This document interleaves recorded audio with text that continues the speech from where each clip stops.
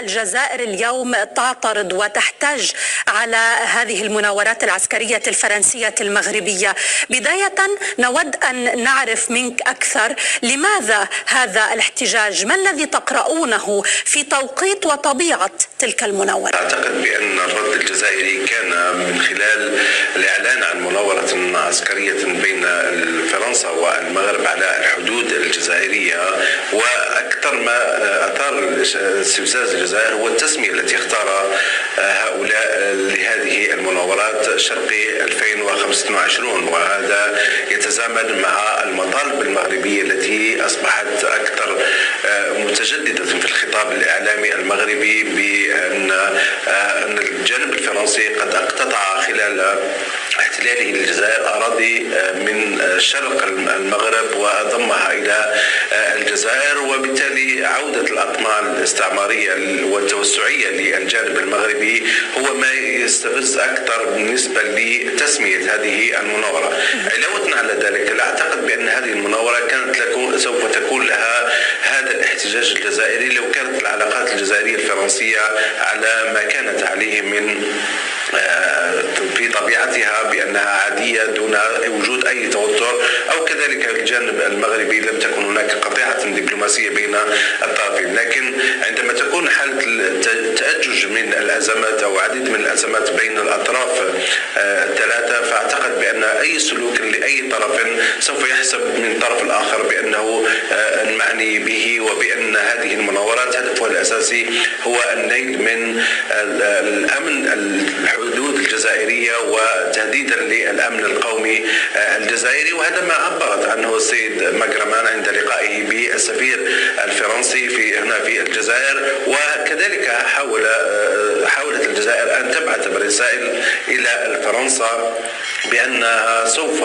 ترى بأن خطاب السيد ماكرون في البرتغال بأنه يمد يده من أجل البدء في الحوار مع الجزائر يجب أن يترجم عمليا من خلال إلغاء هذه المناورة أو إبعادها عن الحدود الجزائرية المغربية، حتى يمكن أن تكون عربون حسن نية من الجانب الفرنسي للبدء في علاقات أكثر جدية لمعالجة مختلف القضايا الخلافية التي بدأت تتوسع أكثر مما كانت عليه في السابق. طيب دكتور توفيق، قبل أن أنطلق إلى باريس، ذكرت في بداية حديثك أن الاعتراض أصلا أيضا على موضوع التسمية، تقصد بالتسمية شرقي 2025؟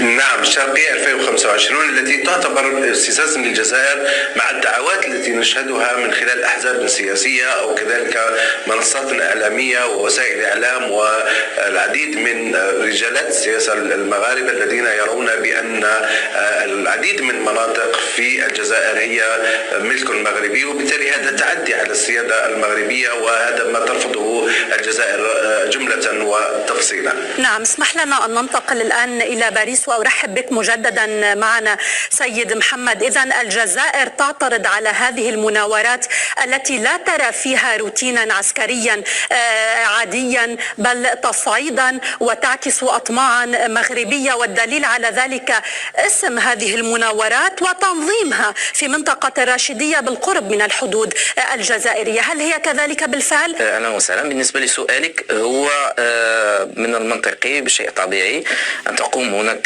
تكون هناك مناورات عسكرية بين دولتين ذات سيادة. المغرب يقوم بمناورات عسكرية روتينية مع الولايات المتحدة الأمريكية، مع عدد لا بأس به من الدول التي يعتبرها من حلفائها الرئيسيين، وبالتالي فمسألة طبيعية أن يقوم بمناورات عسكرية. هذه ليست المرة الأولى التي يقوم فيها مناورات عسكرية مع فرنسا، الذي هو يعني من الحلفاء ومزودين المغرب بالأسلحة ومن شركائه الاقتصاديين والعسكريين. أما بالنسبة لمكان المناورات فهذه تابعة للسيادة المغربية، يعني منطقة الراشدية، منطقة الشرقية، بإمكانهم اختيار أي موقع في داخل السيادة الجغرافية للمغرب وأن يقومون بهذه المناورات. يعني أين هو المشكل؟ أما بالنسبة للبيان الخارجية الجزائرية التي اعترضت على هذه المسألة وتطلب من فرنسا توضيحات بخصوص هذه المسألة، وزارة الخارجية الفرنسية لن تقوم بأي رد على الجزائر لسببين. السبب الأول هو أن هذا موضوع هو بين فرنسا والمغرب، يعني مناورات عسكرية بين دولتين، هذا لا يخص الجزائر. والمسألة الثانية هو أصلا فرنسا هي لا تعطي لهذه المسائل مع الجزائر أهمية كبرى.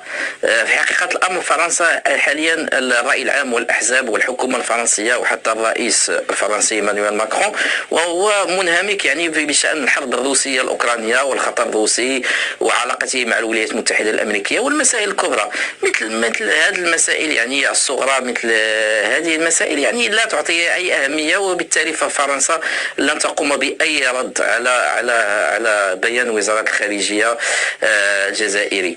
أما بالنسبة للتسمية فهذا مسألة طبيعية، إذا كانت في الغرب يمكن أن يسموها غربي 2025، كانت في الشرق الشرقي 2025.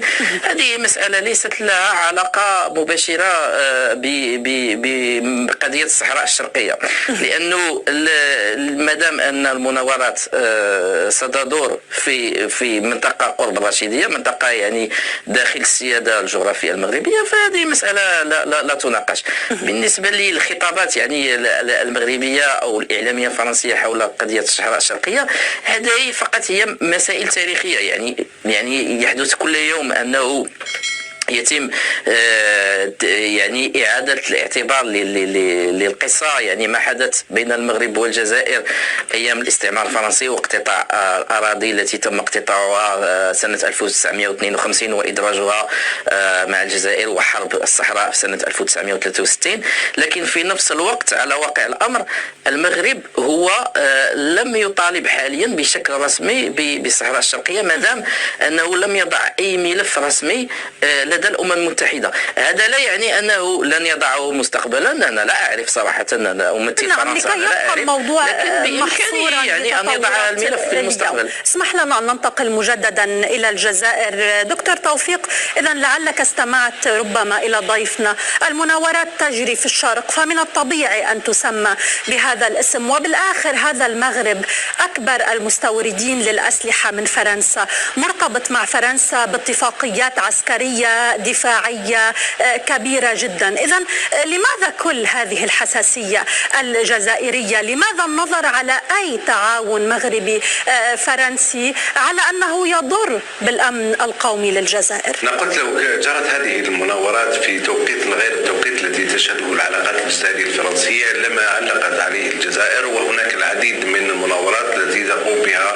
يقوم بها الجانب المغربي مع إسبانيا، مع الولايات المتحدة الأمريكية، مع عديد من الأطراف، دون أن تكون للجزائر تعليقا على ذلك، وتعتبر ذلك شأن خاص بالمغرب في إطار ممارسته لسيادته وكذلك لكل ما صلاحياته الممنوحة له في إطار الفضاء الجغرافي المعترف به دوليا. قلت بأن هذه الرسالة كذلك ليست موجهة إلى المغرب وإنما موجهة لفرنسا، على اعتبار أن فرنسا تحاول من خلال هذه الممارسات سواء مع المغرب أو حتى مع ليبيا. قبل أسبوعين التقى السيد ماكرون بخليفة حفتر الذي يعتبر كذلك ويعتبر نفسه أحد الخصوم الرئيسيين للجزائر، ويراها بأنها عدوا لما يسعى إليه من خلال بسط سيطرته على ليبيا بقوة السلاح. وبالتالي كذلك سعي فرنسا إلى أو حديثا عن أن هناك قاعدة عسكرية في منطقة الصحراء الغربية، قاعدة جوية عسكرية فرنسية تم منحها من طرف المغرب لفرنسا من أجل في إطار هذه إعادة تسمية الصحراء الغربية بالصحراء المغربية وفق المنظور المغربي وحسب الاعتراف الفرنسي. وبالتالي هذه جملة من الاستفزازات التي تمارسها فرنسا كنوع من محاولة الضغط على الجزائر في إطار الأزمة التي تعيشها معها، ومحاولة كذلك الحصول على ما تريده فرنسا في لحل هذه الأزمة من إذعان جزائري لمطالب الفرنسية. وبالتالي أكيد أن المغرب لديه الحرية في أن يقوم بالمناورات مع من يشاء، لكن ما تقرأه الجزائر من خلال هذه المناورات هو تهديد تهديد واستفزاز مباشر لكي نفهم الموقف الجزائري بشكل دقيق دكتور توفيق، إلى أي مدى يعتبر دقيقا القول بأن حساسية الموقف الجزائري بدأت من نقطة وموقف باريس من قضية الصحراء؟ نعم، أن هذه القضية هي قضية أساسية وحساسة بالنسبة للجزائر، يعتبر هي قضية نضال من أجل تحرر شعب ساندته منذ 1975 وأكثر من ذلك. تراه الآن بأنها قضية أمن قومي، بأن الذي يسعى إلى السيطرة ومختلف الاتفاقيات التي قامت بها المملكة المغربية مع عديد من الأطراف وخاصة الكيان الصهيوني سوف يهدد الأمن القومي الجزائري. وبالتالي تحولت القضية باعتبارها قضية تسوية الاستعمار، وهي لا زالت كذلك على مستوى اللجنة الأممية، اللجنة الرابعة للأمم المتحدة، فهي كذلك الآن هي قضية تعني الأمن القومي الجزائري. ننتقل مجددا إليك سيد محمد في باريس. إذن الجزائر ترى في هذه المناورات بأنها تحمل رسائل سياسية خطيرة جدا وتهديد لأمنها القومي أكثر مما أنها تحرك عسكري. كيف تعلق على ذلك؟ ولماذا لا نرى كما قال السيد محمد، صحيح فرنسا لا تعير اهتماما كبيرا إلى هذه المنطقة في هذا التوقيت ومشغولة بأمورها الداخلية، لكن لماذا على الأقل لا تنظم هذه المناورات في منطقة بعيدة عن الحدود الجزائرية لمنع إشعال فتيل الأزمة مجددا؟ أنا لا أظن أن المسألة لا علاقة، لأنه ما الفرق بين تنظيمها مثلا في الجنوب، الشمال أو الغرب أو الشرق؟ هي فقط هي مسائل عسكرية استراتيجية، لأن تبقى فقط مناورات بين دولتين داخل السيادة الجغرافية. يعني أن تنظم المناورات في منطقة أخرى هذا لن يغير شيء. المسألة هو أن الجزائر اتخذت الأمر هو كذريعة فقط من أجل أن يتم تأزيم العلاقة بين فرنسا والجزائر بشكل أكثر. أما بخصوص مسألة العلاقة تأزمت يعني وصلت لهذا الحد هو بسبب مشكل واحد، ليس هناك 10 مشاكل صراحة، ومنذ اعتراف فرنسا بسيادة المغرب على منطقة الصحراء الغربية، لأنه هذا الاعتراف هو بالنسبة للجزائر هو يعني خيانة أو إشعال فتيل حرب. لكن الغريب في الأمر لدى الخارجية الجزائرية، وهذا أمر غير مفهوم صراحة، يجب طرح سؤال على المسؤولين في الخارجية الجزائرية: لماذا الجزائر لم تقطع علاقتها مع مثلا الدول التي اعترفت بمغربية الصحراء قبل فرنسا مثلا؟ لماذا لم تقطع علاقتها مثلا مع الولايات المتحدة الأمريكية أو مع إسبانيا مثلا، التي ما زالت تدعم مقترح الحكم الذاتي الذي يقترحه المغرب وتعترف بمغربية الصحراء؟ وفي نفس الوقت رأينا مؤخرا زيارات لمسؤولين جزائريين ووزير خارجية جزائري مع إسبانيا، بحيث أنه يعني قام بتوقيع علاقات استراتيجية مع إسبانيا، بالرغم أن إسبانيا ما زالت تبقي على موقفها بشأن مغربية الصحراء، لأن هذا قرار سيادي. بينما مع فرنسا يعني المشكل هو أنه الجزائر ربما تظن أنه من خلال الضغط على فرنسا أن فرنسا سوف تغير رأيها وأنه ستسحب الاعتراف مثلا. هذا أمر غير قابل للنقاش هنا داخل دواليب الحكم في فرنسا، لأن فرنسا هي دولة ذات سيادة. القرار الذي اتخذته هو قرار سيادي محض، ونفس القرار الذي اتخذته دول عظمى قبل فرنسا، لأن فرنسا صراحة اتخذت القرار بشكل متأخر جدا مقارنة مع دول عظمى أخرى. وفرنسا أيضا هي ترى نفسها يعني كدولة عظمى، دولة يعني من بين 5 دول موجودة داخل مجلس الأمن كاملة العضوية في لدى الأمم المتحدة، وبالتالي هي لا توجد هناك دولة أخرى تملي عليها مثلا هذه القرارات أن تسحب الاعتراف أو تقوم بالاعتراف على بالنسبة لقضية الصحراء. هذه مسائل سيادية لا رجعة فيها. الآن حاليا لدى الجزائر يعني مسألتين: يا إما أن تبقى العلاقات سيئة بهذا الشكل وبعد مرور وقت معين الجزائر يعني تفهم الأمر كما حدث مع إسبانيا وتعود الأمور إلى مجاريها دون أن تغير فرنسا من موقفها، يا إما أن تبقي على الأزمة بهذا الشكل. ويعني هما خاسران فرنسا والجزائر، ولكن الجزائر هي خاسرة أكثر.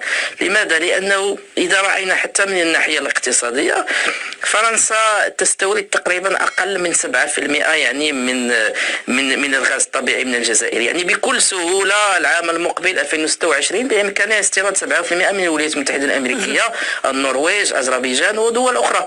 يعني هذا ليس مشكل. أما بالنسبة لمسائل الهجرة يجب أخذ بعين الاعتبار أن فرنسا دولة قوية داخل الاتحاد الأوروبي، والآن حاليا الجزائرية تناقش اتفاقيات شراكة مع الاتحاد الأوروبي. بإمكان فرنسا أن تقوم بضغط كبير على الدول 27 وأنذاك